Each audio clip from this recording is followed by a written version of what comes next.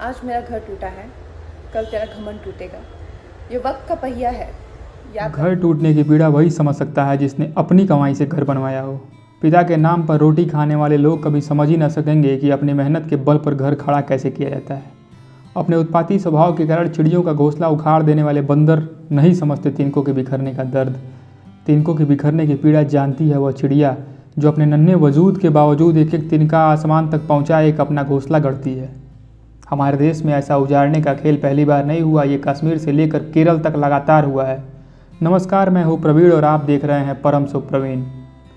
जिस महाराष्ट्र में 9% आबादी निवास करती है, लेकिन कोरोना से होने वाली 37% मौतें अकेले महाराष्ट्र में हुई हैं। लेकिन सरकार का सबसे प्रमुख कार्य है कंगना का घर तोड़ना। सीएम साहब जितने क्रूर हैं उतने ही डरपोक भी। कंगना रनावत ने उनके डर को सार्वजनिक कर दिया है। औरंगजेब जैसे सुल्तान की छाती पर चढ़कर भगवा लहराने वाले महान शिवाजी राजे के नाम पर बनी सेना का वर्तमान मुखिया एक अकेली लड़की से डरकर उसका घर उजाड़ने लगा तो सैनिकों को भी नया नायक ढूंढ लेना चाहिए। पार्टी नेताजी महाराष्ट्र के मुख्यमंत्री भले हों, शिव सैनिक नहीं है, यह स्पष्ट हो चुका है। ऐसा मैं नहीं, देश की जनता बोल रही है। मेरी क्या औकात है बोलने की। क्योंकि मुंबई के राजा महान हिंदू हृदय सम्राट जी की मंडली ने तोड़ फोड़ करने में तो पीएचडी लिया है। वे जब सत्ता के बाहर थे तब भी तोड़फोड़ ही करते थे और जब सत्ता में आए तब भी तोड़फोड़ ही करते हैं। कभी दक्षिण भारतीयों के विरुद्ध तो कभी यूपी बिहार वालों के विरुद्ध। नौटी जी अपने पूरे राजनीतिक कैरियर में कब सभ्य व्यक्ति की तरह दिखे ये पूरा भारत जानता है। वे जब भाजपा के साथ थे तब भी अभद्रता करते थे, जब कांग्रेस के साथ हैं तब भी अभद्रता कर रहे हैं। ऐसे असहज और उत्पाती व्यक्ति को सत्ता मिलने पर परिणाम तो ऐसे ही दिखे।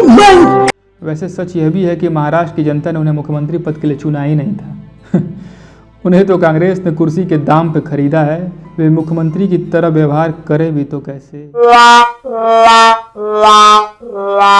हिमाचल प्रदेश के किसी छोटे से गांव की रहने वाली एक 17 साल की लड़की जो 7,000 रुपये लेकर घर से भागकर मुंबई आई थी, आज उसने लगभग 200 करोड़ की संपत्ति मुंबई में और अपने गांव में बनाई है। उसने अपने दम पे, अपने टैलेंट के दम पे और बिना किसी गॉडफादर के निर्मम बॉलीवुड में अपना एक मुकाम हासिल किया है। उसके लिए मुंबई वाला ऑफिस कुछ नहीं है जिसे आपने नोचने की कोशिश की। ऑफिस का क्या है, 1 आध करोड़ में फिर बन जाएगा। पर इतना जान लो कि सुदूर गांव की एक अदना सी लड़की आज आपके नाक से नाक भिड़ा के खड़ी है। आपने उसका ऑफिस तोड़ के उसे केवल बॉलीवुड ही नहीं पूरे देश की हीरोइन बना दिया। कंगना हो या कोई, यदि उनका ऑफिस इलीगल कंस्ट्रक्शन में आता है तो कार्रवाई तो होनी चाहिए भैया। पर कार्यालय निर्माण के 8 महीने के बाद बीएमसी टाटा टी पी के जागी और माननीय उच्च न्यायालय के निर्देशों की धज्जियां उड़ाते हुए केवल प्रतिशोध में जेसीबी चलवाई तो जनता तो सवाल पूछेगी। क्योंकि आज से कुछ साल पहले भी जेसीबी पूरे देश में छाया था, आज फिर छाया। 2014 से लगातार देश में असहिष्णुता और फासिज्म ढूंढने वाले एक्टिविस्ट, अवार्ड वापसी गैंग और तख्ती लिए तारिकाएं वो बुद्धिजीवी समाज को मुंबई में हुई इस अराजकता के कारण उस तानाशाही के दर्शन तो हो ही गए होंगे जो काफ़ी दिनों से वो सोच रही थी कि तानाशाही चल रही है। आज असल तानाशाही उनको दिखी होगी। शुभकामनाएं। फ्रीडम ऑफ एक्सप्रेशन के नाम पर दंगल करने वाले भी चुप हैं। फेमिनिज्म के नाम पर बटन खाने वाले सेलिब्रिटीज़ भी खुश हैं। महिला के सम्मान पे सड़क पर गला फाड़ लेने वाले भी चुप हैं। चिकन 2 प्याजा में आधी प्याज कम मिलने पर देश में असहिष्णुता, इंटॉलरेंस बढ़ गई है भैया। इस नारे को दुनिया भर में जा के बताने वाले नेता, प्रणेता, कर्णधार, अभिनेता भी चुप हैं। हिंदी सिनेमा जगत में पसरे देह, ड्रग्स और डान के भ्रष्टाचार के विरुद्ध कंगना जिस तरह मुखर हुई हैं, उस पर बॉलीवुड गैंग उनका सिर्फ इसलिए साथ नहीं दे रहा क्योंकि वो इनकी तरह हिपोक्रेट नहीं है। चारों तरफ सन्नाटा पसरा हुआ है और सबको पता है कि असल तानाशाह कौन है। अगर इस पर एक जुबान खोला तो अगला किसका बिल्डिंग गिरेगा सबको पता है। एक स्त्री कलाकार का दफ्तर उसकी गैर मौजूदगी में तोड़ डाला गया। इस पर सवाल सिर्फ बीएमसी पर ही नहीं, सरकार पर भी उठ रहे हैं कि बीते 8 महीने से कितने इलीगल कंस्ट्रक्शन आपने तोड़े। सवाल तो खाट पर चर्चा करने वाले राहुल और प्रियंका दीदी और भैया से भी है। कहाँ हो दोनों भैया? क्या आप सिर्फ इसलिए सवाल नहीं उठाएंगे क्योंकि वो आपके प्रशंसक फैन नहीं है?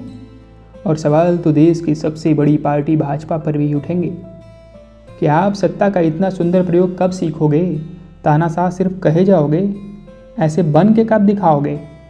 आपकी आँख कब खुलेगी कब आप देखेंगे कि कुछ लोगों को सिर्फ इसलिए सजा मिली क्योंकि वो आपकी सपोर्टर थे। पर नौटी नेताजी याद रखिएगा, ये वही भारत भूमि है जहाँ नारी के सम्मान के लिए महाभारत हुआ और सिर्फ नारी की अस्मिता की रक्षा के लिए रामायण भी। नौटी मंडली कंगना पर जितना अत्याचार करेगी, कंगना का कद भी उतना ही बढ़ेगा। नौटी नेताजी समझ भी नहीं पा रहे हैं कि वे अपनी मूर्खता के कारण एक बहुत ही सशक्त प्रतिद्वंदी तैयार कर चुके हैं। नौटी जी और उनके पीछे के लोग जितना भी प्रयास कर लें, अब न कंगना रुकेगी न बॉलीवुड का भ्रष्टाचार छिपेगा।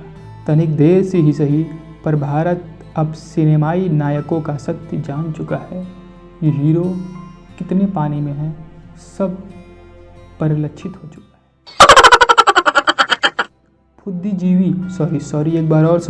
बुद्धिजीवी और एजेंडाबाज लेखक भी पहचाने जा चुके और कपूर और हट्ट पट्ट जैसे निर्माता भी। अब इन शतरंज के काले मोहरों के गिरने का भी समय आ गया है, क्योंकि कंगना ने कहा है, आज मेरा घर टूटा है, कल तेरा घमंड टूटेगा। क्यों नेताजी? नौटी नेताजी। वीडियो पसंद आई तो जरूर शेयर कीजिए। कीप मुस्कुराला। जय हिंद, जय भारत।